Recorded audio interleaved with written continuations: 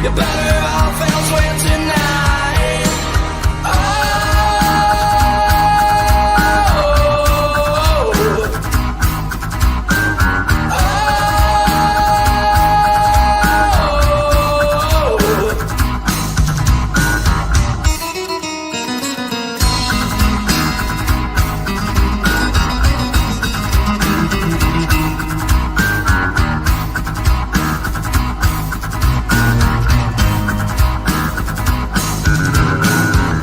Grab your pitchforks and start your fire. Grab your loved ones and run for your lives. There's a witch among us and she must be found before she burns this whole place to the ground.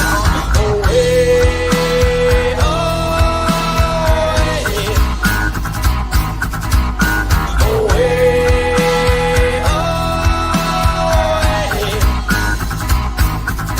just stay out of the woods, 'cause she's up to no good unless you're prepared for a fight. 'Cause the witch has the power and it is witching hour, so you're better off elsewhere tonight.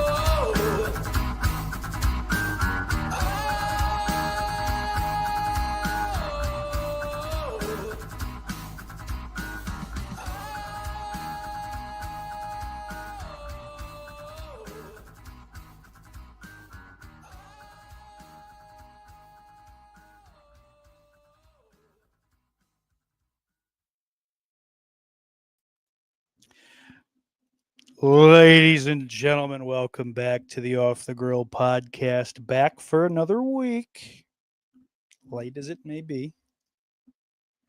I don't really give a shit. I mean, listen, let's be honest. Past the handful of folks that tune in live, this is nobody's fucking important viewing. So, to anyone outside of that small handful,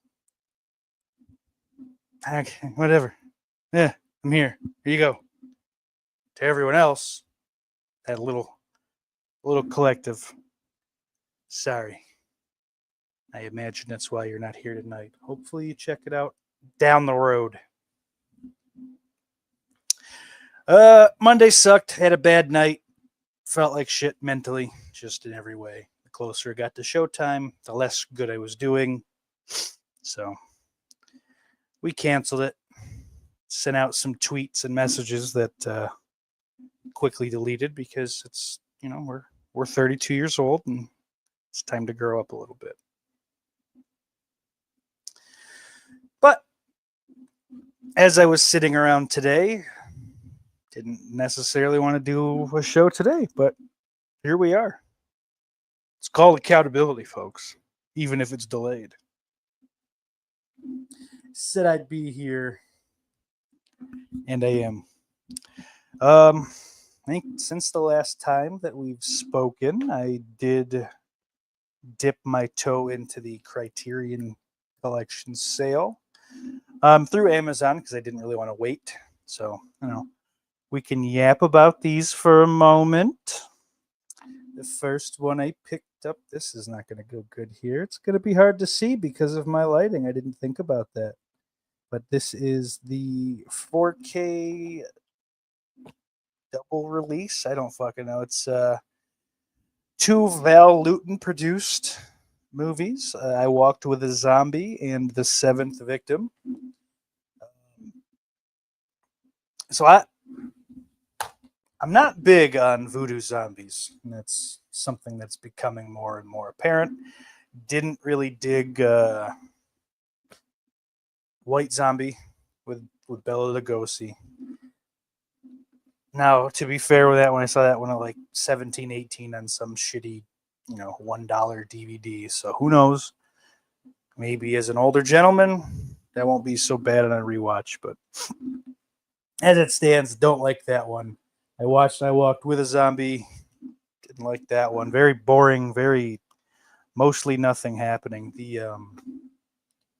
I don't know. I almost said a word that I would probably regret. It starts with an S.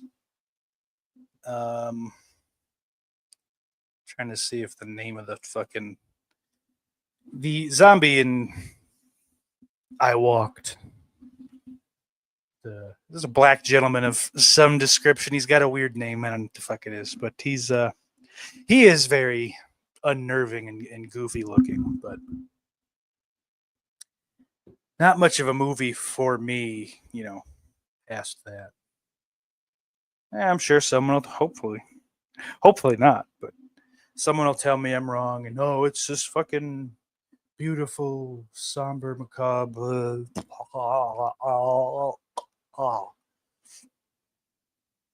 I don't care. And the Seventh Victim is the other half of this release here, which I do not know the fuck this movie's even about. I don't tend to do shit like this, buying stuff blindly. I think I Walked with a Zombie was enough of a name that I went, yeah, I don't know, maybe we could do it. But Criterion's Twitter, I don't know, months ago, probably back in 2024, honestly. They did a thing where post a movie and we'll show you some things to pick up from the site. And so obviously I posted Return of the Living Dead, and let's get a little Uber Jason there for you. Sorry, because why wouldn't I? Just curious, because it's very much not Criterion material. And I can't remember the first one that they threw out there, but the second was, it might have actually just been both of those side by side. I'm not going to look it up because it would take forever. I'm pretty sure. So we're going to move on as far as that goes. But I figured, all right, maybe this intern knows what they're doing. Gave it a shot. And so far, I'm not impressed. I'll definitely check out what the Seventh Victim is. Let's get a little synopsis. 1943 film. I don't think I've liked too much of the 40s that I've seen so far. So that might actually say more about me than the movies. You can check this out on the Internet Archive, it looks like.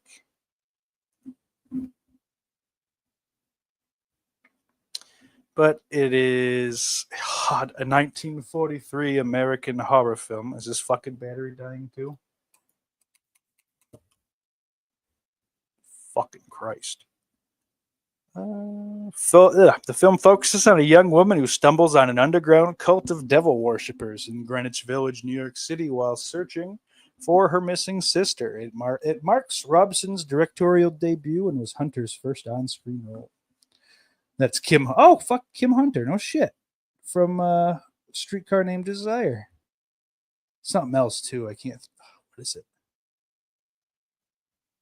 Yeah. Yeah, she's kind of a babe in fucking Streetcar. Uh-oh. Homoerotic undertones. Of course, the British caught onto that. So, not for nothing, that sounds like a more interesting movie anyway. So, I don't know much about 40s New York City either. Middle of World War II. That whole thing might be a real fucking interesting little powder keg. Who knows? Maybe I'll watch that when we shut this off here. But, I don't know. Let's go in order of age, I guess. That makes the most sense to me. Next up, one that I saw for the first time relatively recently, I think this is another one that I did try to see at like 17 or 18, and it wasn't like, it wasn't an 80s slasher, so I was like, this is boring. Movies used to be stupid. But catching it again recently, Thanks to old Joe Bob Briggs. Shout out The Last Drive-In and Shudder and all that horse shit. You know, all due respect, of course. But 1960, whatever the fuck. Is it 62? Sure is. Look at me. Carnival of Souls, baby. Oddly enough, right after I saw this, I stumbled upon one of the only other movies that... what the hell's her goddamn name? The lead actress here. Where the fuck is she? Ma'am, what's your name? Ma'am. These lights make the show look better, in my opinion. I think other people have stated the same thing. I can't see a fucking thing with them on. It is so hard to read anything. Like, the screen's fine. It's great. It's terrific. You guys care about this, I know. Oh, fuck me. Where is her? I could just look it up. I'm just going to look it up, folks. No shame in that. Why can't it just, like, come up? It should just know what I want at all times. Carnival of Souls. Candice Hilligoss is the lady's name. She was also one of the only other movies that she was in, if I'm not mistaken, was Curse of the Living Corpse from 64 or 5, I think. Roy Scheider's first theatrical, 64. And she did 3 other things that don't even have Wikipedia pages. It's one of Roy Scheider's first theatrical, like, screen roles, cinematic roles, I guess. Whatever the fuck.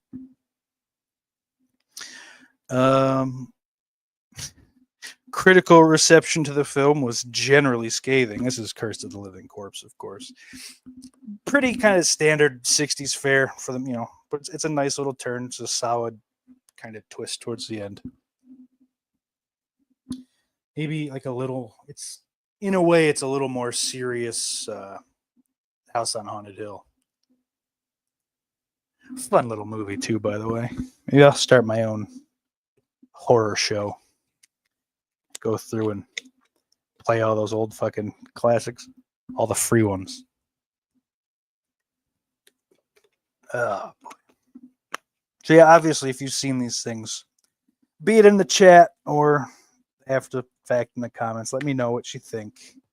What did you guys, have you guys picked up anything? I figure some of you have. But it's a very nice movie. A lot of interesting themes that, maybe you won't catch, but like once someone kind of points it out or kind of at least makes whether it was intentional or not, makes the kind of the leap and the inference or whatever. The analysis. A lot of homoerotic themes in that one as well. It's kind of like Candace needs to dive for some clams, and she's coming to that realization. Perhaps that's something to do with the water. Next up, another movie out of the 60s, this time the late 60s, 1968. I knew that, but I didn't say it before I saw it, so won't take credit. Boris Karloff in Targets. And this one's pretty solid, and this is also kind of an interesting movie because it reuses a little bit of footage from a real pile of shit Roger Corman movie. I don't even know if he did anything but produce it. I cannot think of it. So, but it's got Boris Karloff. It's got Jack Nicholson. It looks like that's on the Internet Archive as well. They're just slapping Criterion movies on there. Oh boy. Trying to find that fucking title of that movie. It's called The Terror from 63. Nicholson's in it. Oh shit, yeah. Directed by Roger Corman, uncredited Francis Ford Coppola, Dennis Jacob, Monty Hellman, Jack Hill, Jack Nicholson, Leo Gordon. Leo Gordon and Jack Hill wrote it though. But it stars Boris Karloff, Jack Nicholson, Sandra Knight, and it's a real pile of shit. But I say that to say that Target starts with that movie being the end of that movie being screened. And then we get Boris Karloff's character, who's like an aging horror actor icon kind of thing.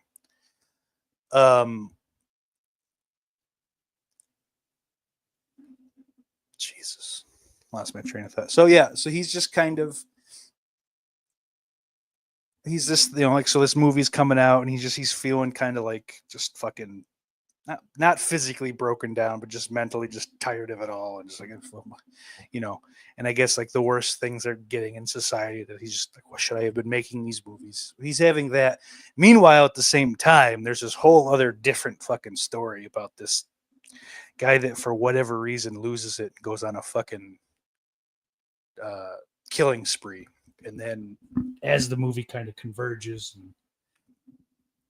and both stories converge, fatso. And we kind of see what the fuck happens out of that. And it's very cool, very fucking all of the whole rampage is just fucking very cold and just like mean, and it's like it seems a lot more based in reality than a lot of shit like that would be. Like there's plenty of misses and I fucked that up, do some other kind of wackiness or whatever the hell. But kind of shocked me how mean movies like this go down, like that there used to be a time when apparently America could handle like a downer ending or at least like an ambivalent. So we'll pause quickly. What's up, Mikey, over at Dying Breed Media? He says that looks like a comfortable chair. It's actually a relatively comfortable sectional. It's still a piece of shit and I hate it, but that's because the seat is about 1.5 feet off the ground. And if you recall, I'm quite a bit taller than that. That's about up to my knee, which, isn't great for me. If I'm having a bad back day, my knees are rough. It ain't great. So sometimes when I get on this couch, that's the last place I am, baby. The gal's got to bring the bottle over. It's a big old repurposed Tropicana orange juice bottle. She'll just put it down. I'll go. She'll pull it back out of the little container, and then I'm talking like the big white one with the handle, not that weird clear one with the big screw off cap. That would be ridiculous. But Billy in the house. I already shouted out Rewind or Die. What's up, Jake? The Billy's in the house. Says, damn, I hate YouTube. No warning this was going. Well, hey, if I had been there Monday at 11:30, you probably wouldn't have needed much warning. So I'll take the blame on that one, my friend. Anyway, so then Mikey asks, what are your thoughts on the new Toxic Avenger? Are you down for the new adaptation? I am not down for it. I am not up for it.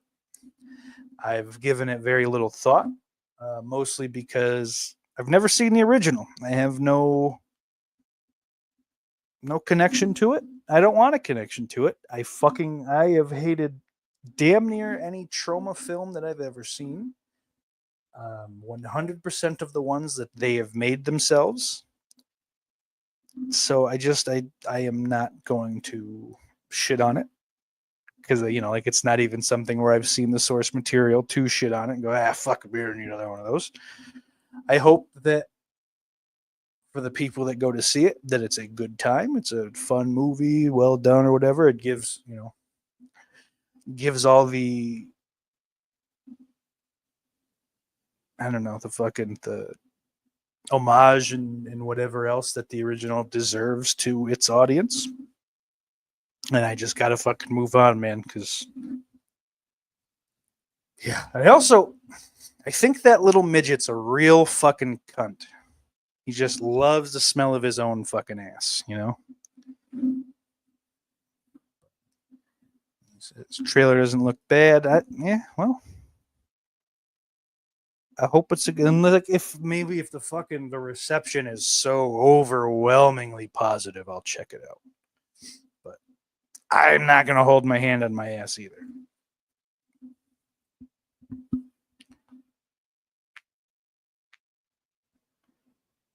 Sorry, folks. I was staring at the movie of the week. Real quick, we'll get there. Let me finish up the sale. Let's try to finish a segment. Next up, 1977. Am I wrong? Nope, I am correct. One of my favorite movies of that I've seen recently. It is not a recent movie. Another Roy Scheider vehicle.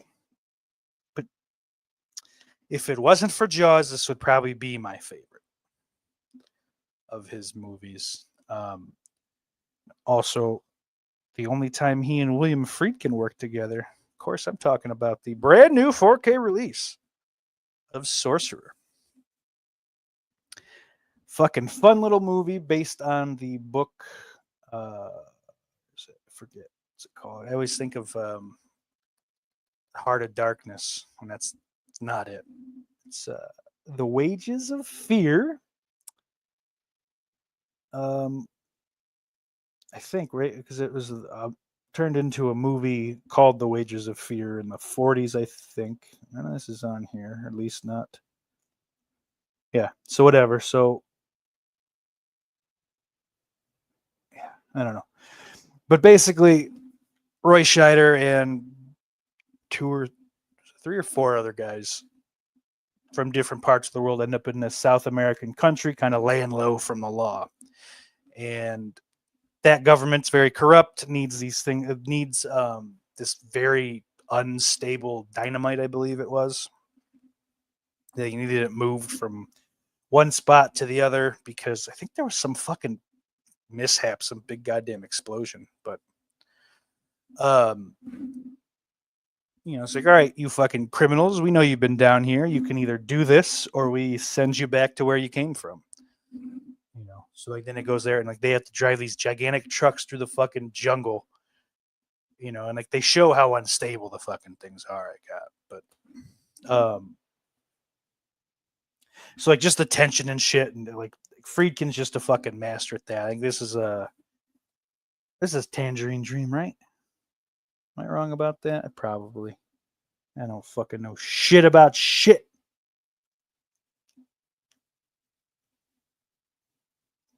Yeah, I don't know. Whatever. But Friedkin, I don't think I've seen a Friedkin movie yet that I haven't just thoroughly enjoyed. I think the closest one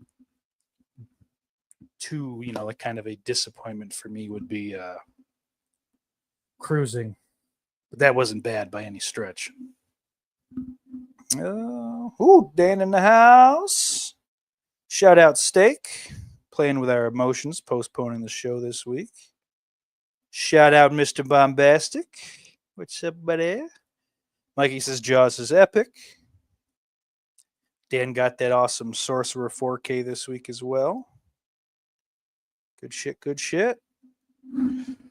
So then I picked up one more release. I know, Dan, if you just got here, I'll recap at the end. Let's go in a linear order here, huh? Now, this one I can say is a recent favorite of mine, and it is also a recent movie. I wanted this on fucking release date, but it just did not work out for reasons that I've bitched about, ad nauseum since restarting the show. But that is 2024's Anora, the best Sean Baker movie in my opinion. Now that is, of course, because it is the only Sean Baker movie I've seen. Mikey Madsen's so fucking hot. It's unreal. She's also an incredibly good actress. She very quickly, so the movie itself, just the way it opens, fucking sent me back to my more particularly, it sent me back to the juice bar days, the BYOB spot where they could get fully nude. They had fucking American white ladies, Russian white ladies, all kinds of Spanish, all kinds of Latinx. They had blacks at this one. I was in my fucking glory. I love a fucking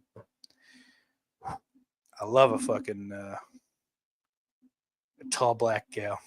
So much. Mouthy.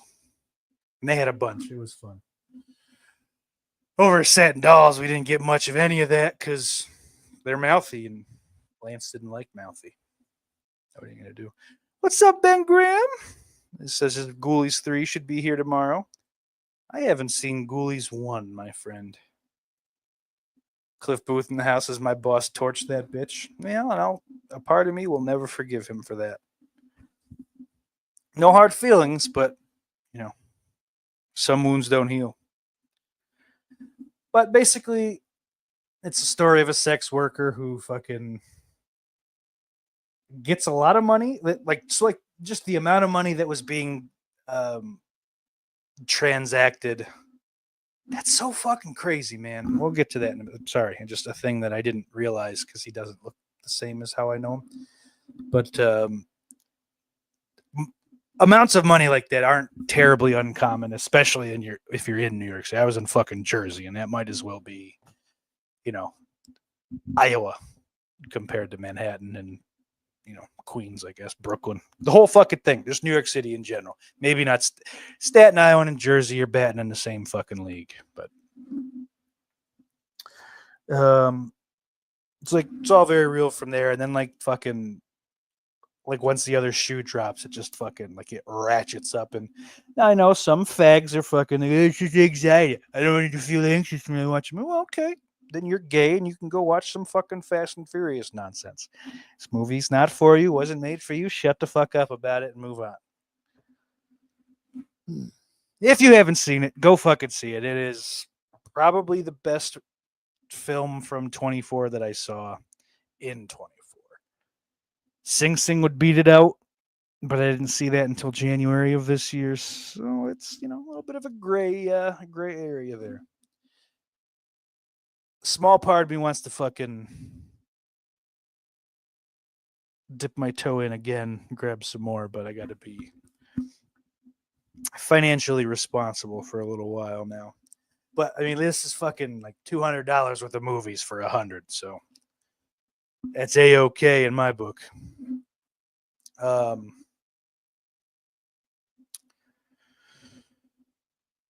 Anyway, so now that that's over, we'll get to the movie of the week this week, which again, I should have gone ahead and grabbed a nice insert, whatever the fuck, but I didn't. As I soft shoe my way into hopefully being able to add one quickly. Right here, ladies and gentlemen, this week's movie of the week, 1982's Alone in the Dark, directed by Jack Shoulder, pre-Nightmare on Elm Street Part 2, starring the sensational Donald Pleasance, Jack Palance, and Martin Landau. My brain's busted. Dan has a good question. Fucking froze me in my tracks. But yeah, Alone in the Dark, that's what we're doing. This is a New Line Cinema production, and it's so funny to go through, as a nightmare, like a fanatic, to go through and just see all of Sarah Risher and obviously Jack Shoulder, Lynn Shay, Bob Shay. I'm sure there's more, but I'm far past the opening credits, so. But so that's fun for me. But also, this is a really good fucking movie. Kind of a slasher, based on the artwork and shit, but not really in practice, But Palance, Landau, and two other folks that didn't make many other movies. One of them kind of looks like Michael Madsen, rest in peace. Shouldn't have said that. Never mind. Forget I said that. Not the rest in peace part. Michael Madsen's a gem in anything I saw him in. But so they get out of this fucking mental asylum, and they go visiting a doctor because they think this doctor killed another doctor, and they're all wacky. So hey, sounds good to them. A little fucked up. Good pieces of tension. You think shit's kind of going one way. Yeah. Cliff. Yeah, it does, Cliff. I agree. Cliff says the very start of that movie reminds me of Twin Peaks with the diner and the purposely stilted dialogue. Yeah, that's a very well done scene. So this was actually written by Jack Shoulder too. It was like the story by is Jack Shoulder, Bob Shea, and one other name. I don't remember which, but I watched this with the family earlier tonight. My girlfriend picked it out, oddly enough. And she liked it. She just thought that like the non-named actors were all really bad. And yeah, I don't think many of them did much else, but I've also seen much worse acting. I just didn't want to fucking totally shut her down because it's fun to watch these two kind of slowly start to give opinions on stuff instead of just it was good. I liked it. I didn't like it. So that's cool. I do the sister that had the little freak out. I find her very cute. She's got like a bargain basement Alanis Morissette thing going on. Obviously pre Alanis Morissette. She might not even have been born yet.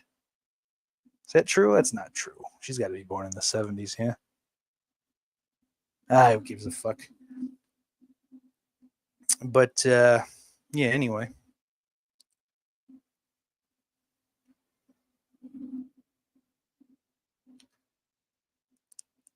Oh, you get to see a man's throat ripped out with a garden trowel thing.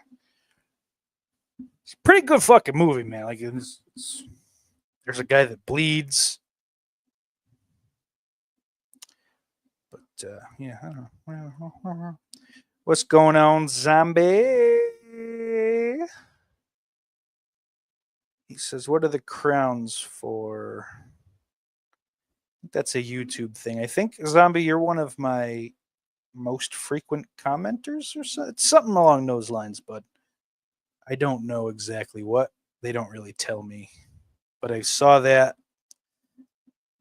I don't know, in the course of me checking over something in the analytics. So I believe that's what that is. If it's not, if it's something growing out of your head, I think you should probably turn the computer, your phone off and call an ambulance.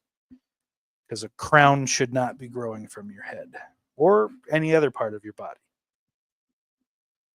But anyway, so down in the comments already is a YouTube link for Alone in the Dark. It was put up 4 days ago by somebody.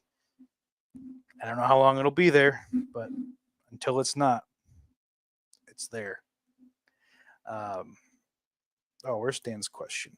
So Dan asked, I'm already pre-recording for Halloween. That's fucking nuts, dude. It's July. So I've got you muted. But I have to ask, what are your top 5 Roy Scheider movies? That's, I mean, it's not probably that hard because, you know, he's done a bunch. I forget he's from New Jersey, from Orange, New Jersey, of all places. He died in Little Rock, Arkansas, 75 years old. I mean, you pull up his filmography here. Curse of the Living Corpse would not make it. None of those I've seen. Oh, French Connection's great. It's not really a Roy Scheider movie, but like he's second or third listed in the cast. He doesn't have much to do, which kind of bummed me out. I was really hoping it'd be a little more fucking give and take. Fernando Rey gets billing over Scheider, but definitely French Connection. What is the French Conspiracy? Is that a The Assassination. It's a French-Italian political thriller. Ooh. Side man. Yeah, he spent some time over in France and Italy, it seems. But this one definitely is going to make my list of top 5 Scheider. The 7 Ups from 73, which is kind of a riff on the French Connection. He's still like kind of a drug. No, I'll read you the fucking synopsis for this one. Stars Roy Scheider as a crusading policeman who is the leader of the 7 Ups, a squad of plainclothes officers who use dirty, unorthodox tactics to snare their quarry on charges leading to prison sentences of 7 years or more upon prosecution. Hence the name of the team. 7 and up, guys. Get it?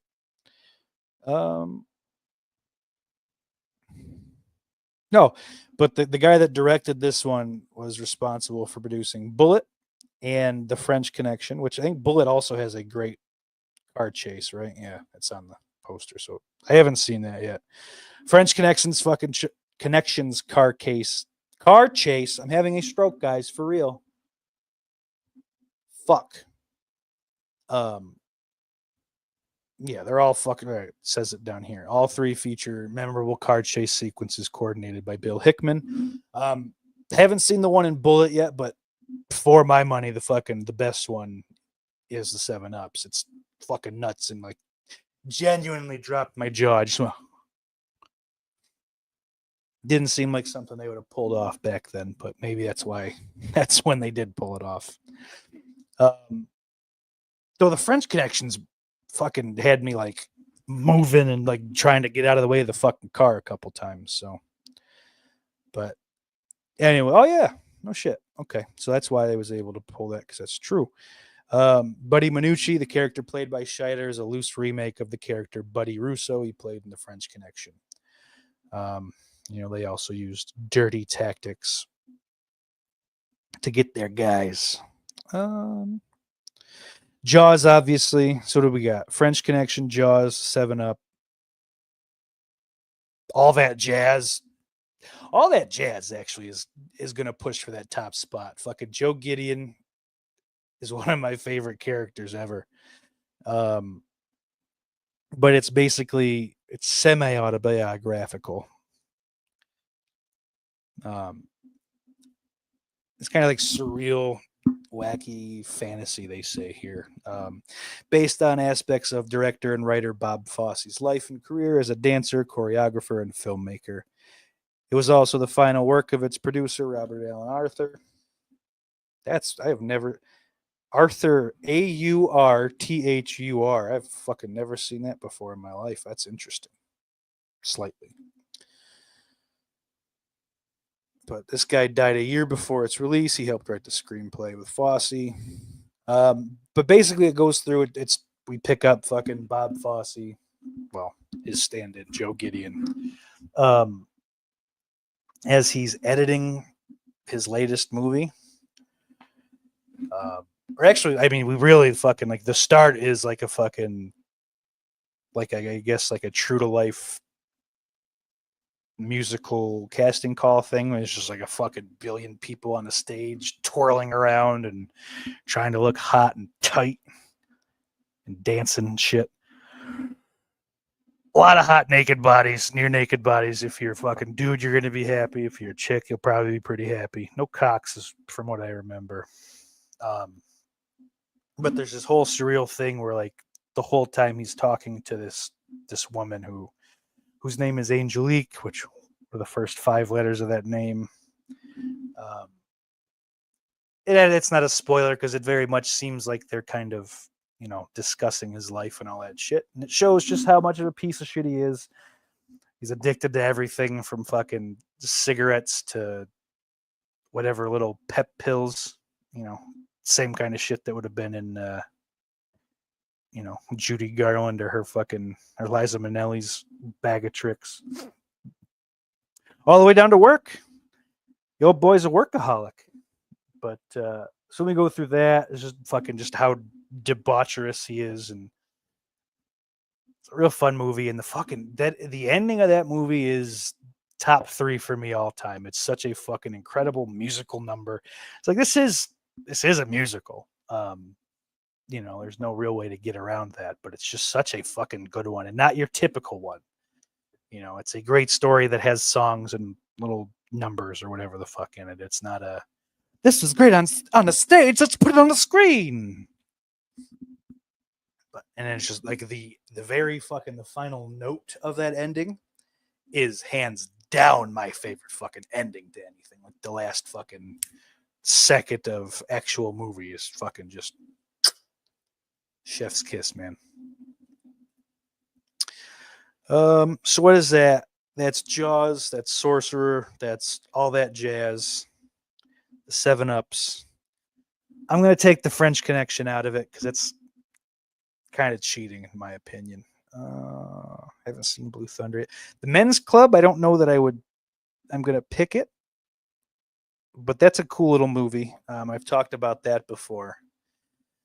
Hell of a cast too. Scheider, Frank Langella, Harvey Keitel, Treat Williams, Craig Wasson or Wasson. How do you say? Fucking never nailed down how to say that dude's name. I think I've only ever read it though. So David Dukes, Richard Jordan.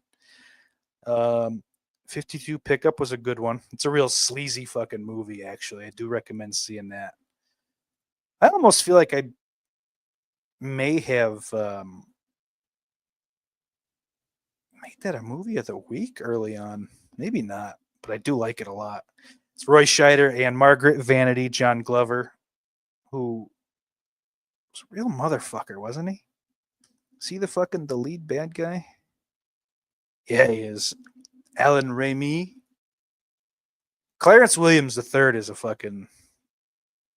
good time. One of my favorite guys. Early on too, because 2 of the earlier movies that I had kind of a fascination with was Tales from the Hood and Half Baked. So I like him. But that movie's fun. It's not going to be my 5th. I don't. That's a good movie. Oh no.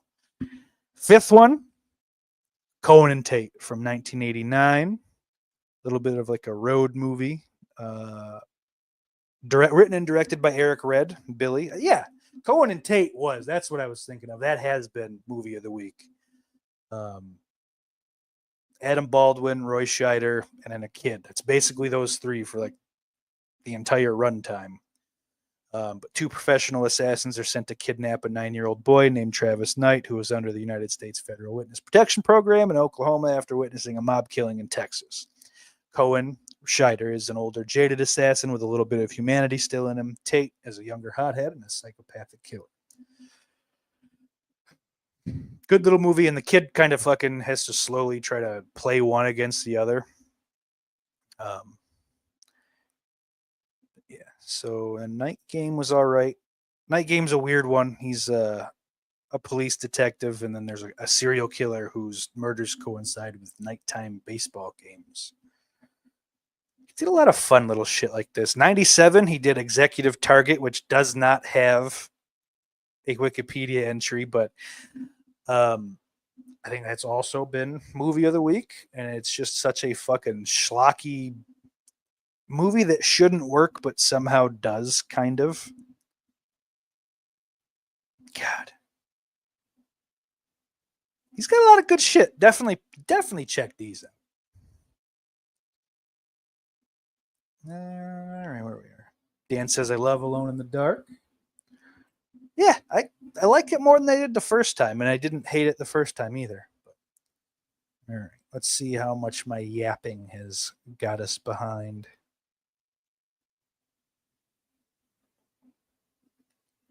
Billy said 52 Pickup was a good one. Yeah, I like that one. Cliff says 52 Pickup is awesome. Cliff says John Glover is great in that. Fucking just for as late, I guess, as it is in cinema history, like that is one of the few probably that I know of just fucking mean motherfuckers in the 80s. Like they're fucking just kind of flawed, and I don't know. They never get put in a position where they have to be too bad or too good, I guess. But I don't know. I just fucked up, but he gets what's coming to him big time, though. Ben said, "What's the one where he's hunting the dude during a baseball game?" Yeah, that's Night Game. I like that one.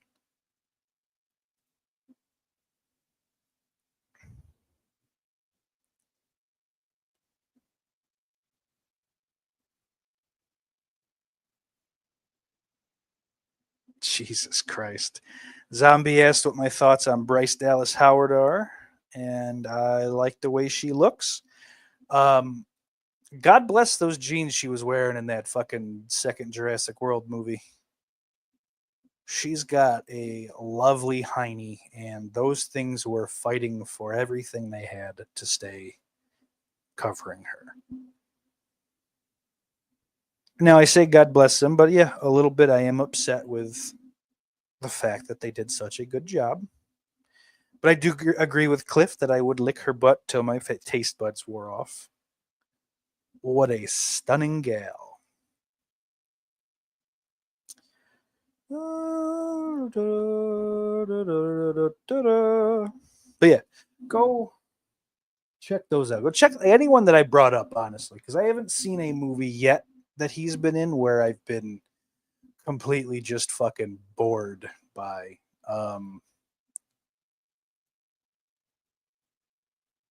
Some of them are much better than others, obviously. Let me jump back into this.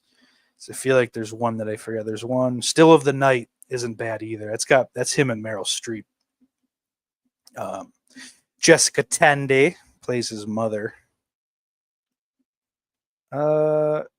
This film is considered an overt homage to the films of Alfred Hitchcock, emulating scenes from many of us. Those are cute little boobies. The blonde babysitter in Alone in the Dark is kind of pretty too. Very big, bright eyes.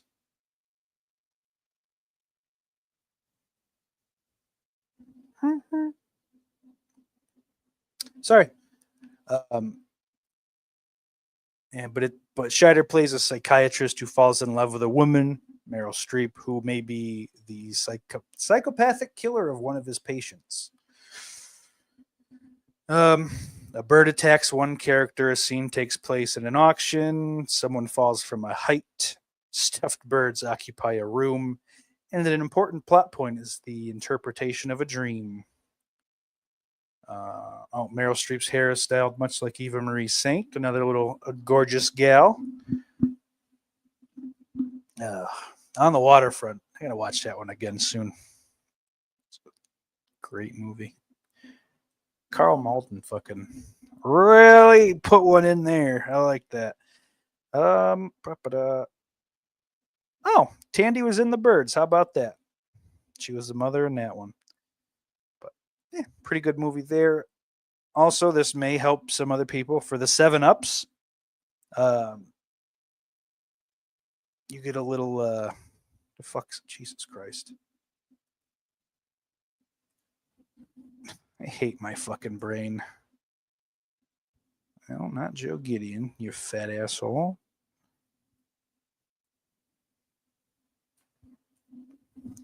Joe Spinell. How the fuck did I forget his name?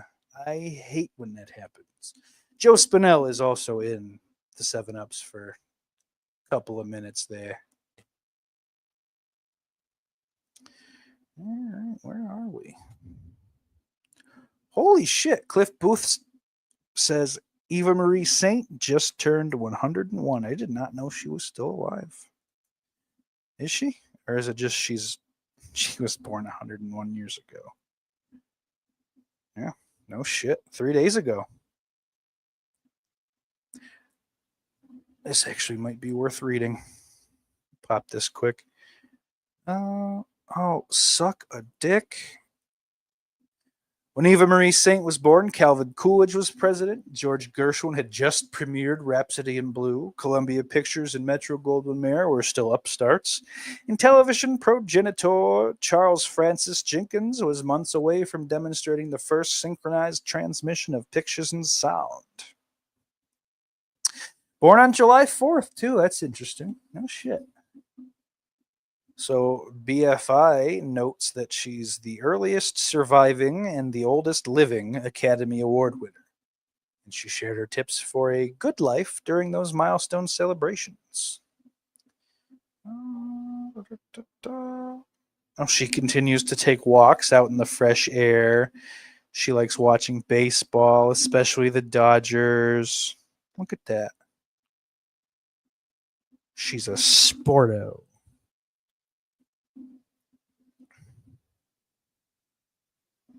Holy shit. In 2006, she played Martha Kent in Superman Returns. Oh, okay, that's from the archives.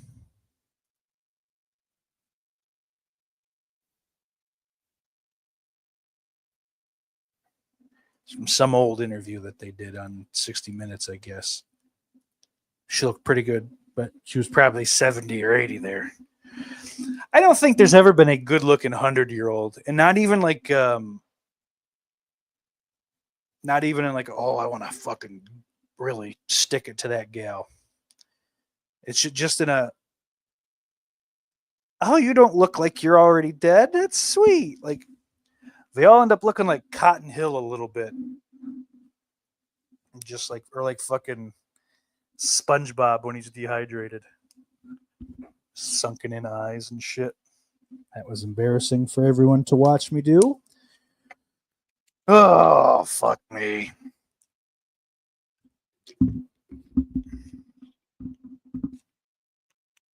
Cliff says she was 5 when Wyatt Earp died.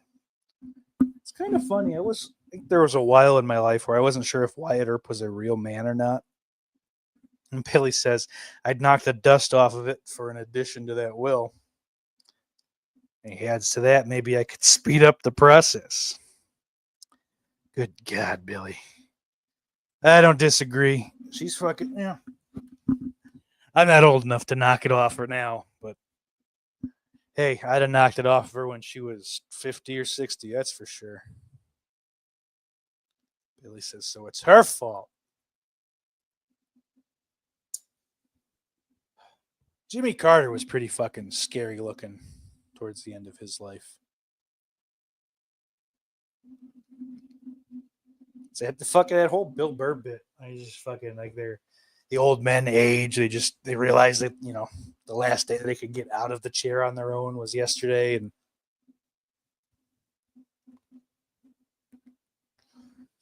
that fucking look on a person is always terrifying.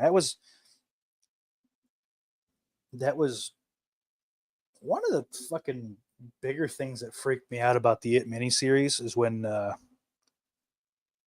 little Eddie Kazbrak goes into the pharmacy and the older pharmacist is just whatever the fuck he's saying. I don't fucking know. But Ben says Betty White almost made it to the 100 Club. Yeah, like fucking, she missed it by like what, a week? Less than? That was a bummer. I remember we got the news and then I made a pizza dip, which is really, it's cream cheese, pizza sauce, mozzarella cheese, pepperoni, and you can put whatever toppings, I guess. I made a pizza dip for the celebration of her death. No, it was New Year's Eve. And then I watched Prom Night. No, I didn't. I watched Terror Train with my grandmother. And then I went to bed. I don't know that I made it to midnight. I don't give a shit. And that is actually the last time I celebrated New Year's Eve, I think, with anyone. Last year I bought a pound of shrimp and just ate it by myself. I watched that shitty, like this past, like ringing in 2025. I think I ate a bag of shrimp, half a jar of cocktail sauce. I almost feel like I was throwing them on the little club crackers and cream cheese, too, which is a nice little snack. Cracker, cream cheese, cocktail sauce, shrimp on top. Pop that fucker in your mouth, baby. It's one of my little treats. It was something rich people had out for a Christmas party when I was very young. I've never forgotten about it. As an adult, I don't think it's very classy, frankly, but whatever. Oh, I meant to ask you people. I want to make sure I saw the new Salem's Lot while I was eating those things. Not the good old one, though I might have watched that shortly, relatively before, maybe like a week before. So I had that in my head. Still got to watch that Rob Lowe one. One of the guys I used to take care of said he liked it. It was pretty good. And I think I've also seen people online start to say that kind of shit about it. So if I can track it down, which I'm sure I can, might be worth a watch. One that isn't worth a watch is Bag of Bones. Mick Garris fucking sucks. Just a worthless piece of shit. If I ever see him, I think I will fucking just pop him in the jaw once. He has never not wasted my fucking time.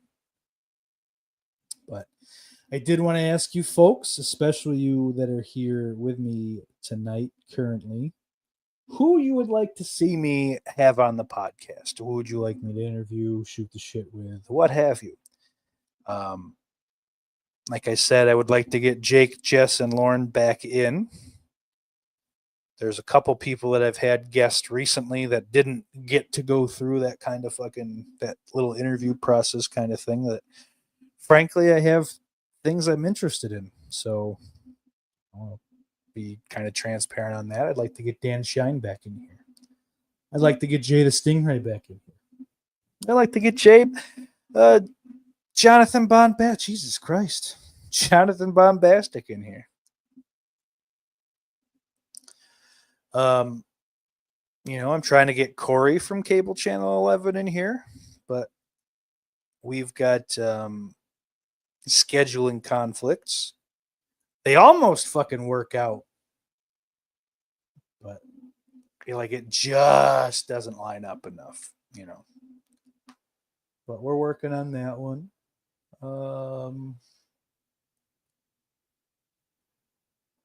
Corey from S'mores Indoors might be interesting. Bill Burr, hey, shoot for the moon, right? And then we'll see where we end up. But that would be cool. I should probably extend an invite to the cats from the Sibling Revelry podcast over on Rumble. Might just be a streaming show. I don't know if they're throwing shit anywhere else. Bernie Sanders, if I could get Bernie on, I wouldn't mind it. Pick his brain, see what he's going on. What's his favorite fucking McDonald's order? Or what does he think the best non-franchise 80s slasher? Just the pertinent things. But I'm sure there's some things we could actually yap about. I like to hold his stupid fucking feet over the fire. Why did you kiss two different fucking incompetent assholes ring and bow down? Fuck you, Cliff, he says Mick Garris. I don't think so. I don't think so. Maybe I can ask him, why bother? Why not get a job at a car wash or something? Something a little more in your wheelhouse. And then once he answered that, I'd be like, all right, that's been the Off the Grill podcast for the week. We'll catch you next time. And as always, Iris loves you. Damn, I should have ended there, huh?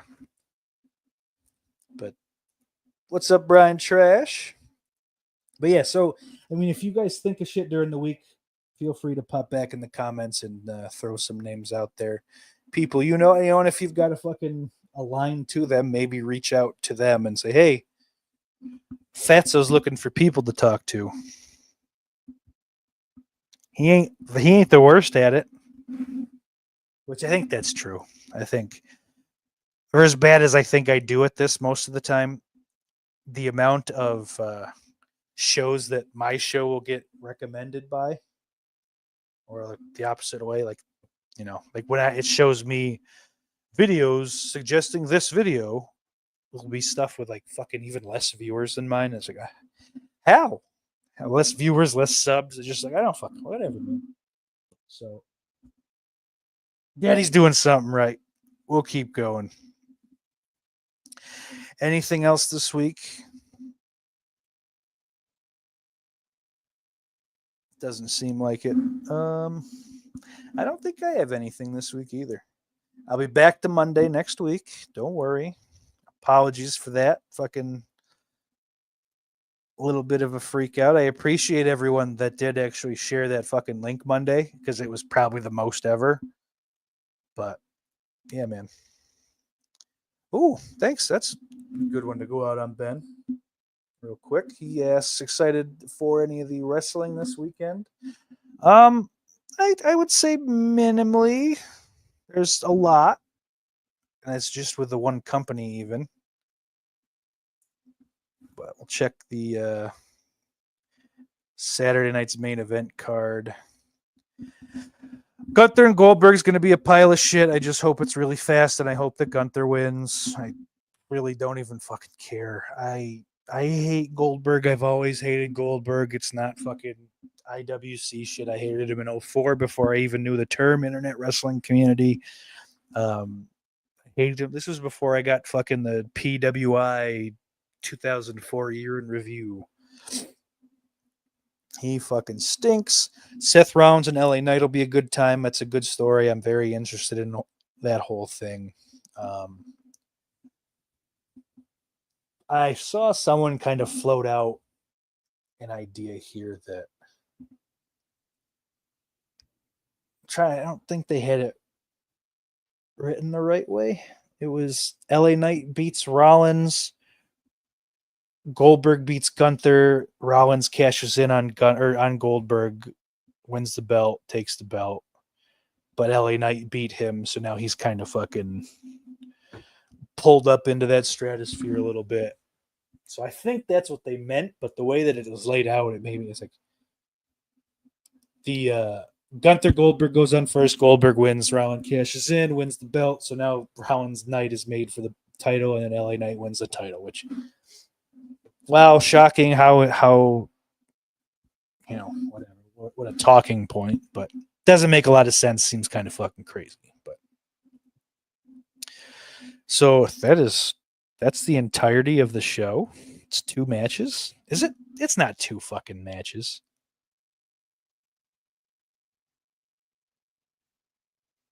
Oh, no, it's not. There it is. Yeah, it is. That is literally the end of it as far as USA Network is concerned. I don't fucking know. What does WWE.com have on it? Oh, and then Orton versus McIntyre. That'll be a good fucking match. Like, I forgot that they made that one. That'll be good.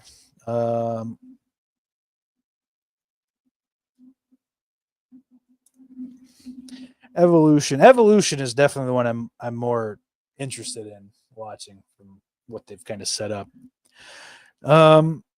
JC, I like JCJ, and I'm always down to fucking watch her for any length of time. She was the hottest one in Toxic Attraction by a long shot. I don't give a shit. Io Sky and Rhea Ripley will be a good match, although I'm sure this means Rhea's gonna win. I just really like Io, but that'll be fun. That'll be good. Judgment Day: Raquel Rodriguez and Roxanne Perez versus Charlotte and Alexa, Sol Ruka and Zaria. Sol Ruka's a hottie too. And then the Kabuki Warriors, Asuka and Kairi Sane. Big Battle Royal should be fun. Tiffany Stratton and Trish Stratus should be all right. I hope that's the last time they're ever even in the ring together. I don't need to see Trish anymore. Like, good on her. She's great. Jade Cargill and Naomi probably won't be very good, but I'm interested in it nonetheless. And then Becky Lynch, Bayley, and Lyra Valkyria should be good. I think it'd be better just Becky and Bayley, but that's just me. I like that Bayley seems to have gotten better music. That's good for her. And I also like that she's showing them a lot more. They bounce, baby.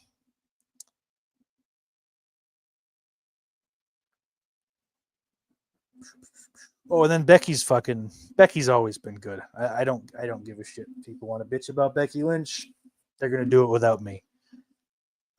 Also, she was on Are You Garbage the other day. Very funny episode. She's very, very cute and in, like in an innocent kind of way. Like, oh, how fucking like. It's cute because she's a woman, but it's a step or two above fucking Ishmael and Kingpin. So, you know, it made me laugh a bunch. And, she's Irish, so those fucking two idiots had no idea what they were doing. But yeah, so Dan says Evolution is a bit thrown together, but I'm expecting a fun show. 3 matches for Saturday night main event announced. Yeah, JC's a great heel. She's also the last one standing from Toxic Attraction, not showing her b-hole online. And as tragic as that is, I'm happy for her. But she's got, when I talk about the, I guess liking a Jewy broad, that's a little bit what I mean. Take a look at her face. That is like so up my alley. It's not funny. It's like almost like she was made for me and I should find out where she lives and surprise her one night.